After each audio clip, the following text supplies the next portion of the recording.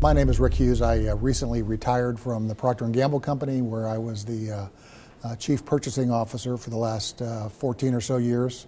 I spent 31 years with the Procter & Gamble company after spending some time in the military after my time in the university, and it was almost all in the procurement function. I spent 2 years in a sales job and had a wonderful career and a great company, and I am happy to be at the ProcureCon 2014 Europe. Excellent, thank you. I just enjoyed sitting in on your session, which was very enlightening. I was just wondering if you could sum up for us what are some of the key things that you shared with the audience, or any interesting points that came up during the talk. Sure. So it was a live interview, as you know, and we covered a broad range of topics. We talked about successes in change management and the transformation that I went through in leading the procurement organization at Procter & Gamble. We talked about the skills and capabilities that are needed to be able to, for procurement leaders to lead through those kinds of transformations and changes. We talked about what procurement is being assessed and judged on today, some of the KPIs or the value proposition for some of the procurement organizations that are present in the room. And then, mostly talked about some of the learnings that I got as a CPO and as a purchasing professional at Procter & Gamble, and some of the opportunities or mistakes that I might have made, and where we're going to go in the future. So it was, as I said, a broad range of topics. I had a great interviewer, and we had a great session. What do you think was the key thing, or if you had to pick one thing that you shared with the audience, what do you think was the most valuable? I hope that we got the message across that we are in an environment that's going to be ever-changing. I called it at P&G continuous transformation. The company calls it a VUCA environment, volatile, uncertain, complex, and ambiguous. And as leaders in our procurement function and as leaders in our corporations, we're going to have to deal with this constant change in our marketplaces and our environments, and we're going to have to be prepared to deal with those changes. So what I try to do is help the organization understand that the way you do that as leaders is create a culture of learning in your organization, and as people learn, they bring new ideas to the organization, and as leaders, we then use those new ideas to change and transform and take advantage of opportunities when they arise. That's great.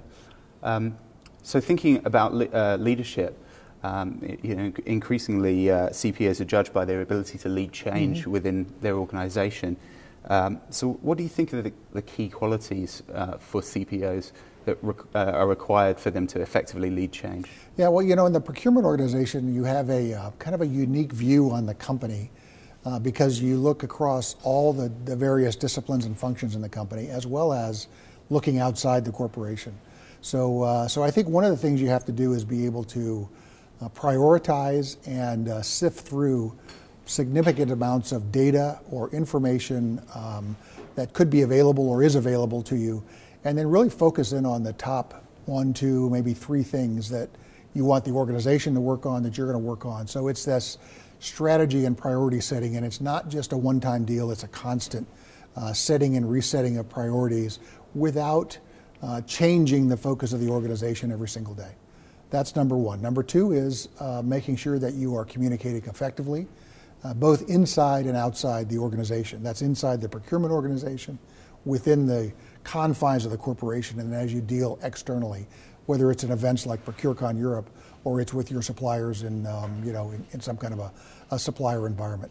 And then I think the third thing is we all in procurement, whether you're leaders or buyers, need to be analytical and need to be able to get to the crux of the matter, and what is the key thing that we need to discuss in order to accomplish the objectives of the organization and certainly of the enterprise. That's great, thank you. What do you think has changed in procurement which has made value creation such a focus for so many businesses right now? Yeah, well, I would say what's happening is that procurement organizations are coming of age. They're coming onto the table for strategic enablement and engagement with their broader business. It's no longer the organization that you keep in the back room and try not to hear from. they're front and center. And cost savings was the way to get there, but now people are looking at procurement for what are the other value propositions that procurement can bring, and how are you going to engage with both the inside client as well as the external supply base to drive those other value propositions. So things like innovation, like cash improvement, working capital, things like risk mitigation and risk management in the supply chain. Those are all value propositions that procurement has a direct impact and influence on, that in the past, when we couldn't get to cost savings, those were kind of lower on the radar screen for everybody. Now that cost savings are getting much more under control, now we've got other value propositions like revenue sharing or revenue growth that we can certainly impact. That's great. Another really key area is corporate reputation management, which is a really key focus for a lot of businesses at the moment. What do you think businesses can do to improve their reputation in the marketplace? Well, certainly pay attention to it is the first thing, and make sure that businesses understand where corporate reputation can go awry. We had some examples this morning on situations in the supply chain where corporate reputations were nearly destroyed, or in fact, some cases probably were destroyed, simply because we didn't pay attention to something in the supply chain. And you can go back almost every year over the past 10 or 15 years and find out where a business had some problems that affected the reputation as a result of somebody in the supply chain taking their eye off the ball, whether that was a quality, a service, a cost, external relations. I mean, there's lots of things that you need to worry about. And as procurement professionals, we have to be cognizant of all of those, and we've got to be thinking about all of those at all times. Because if we're not, then that's when we take our eye off the ball, and that's when something can go wrong. So it is an important part for the business, but it's also an important issue for procurement professionals to watch. That's really interesting. Yeah. Thank you very much for talking to us today, Rick. Really appreciate it. Appreciate it. Yep.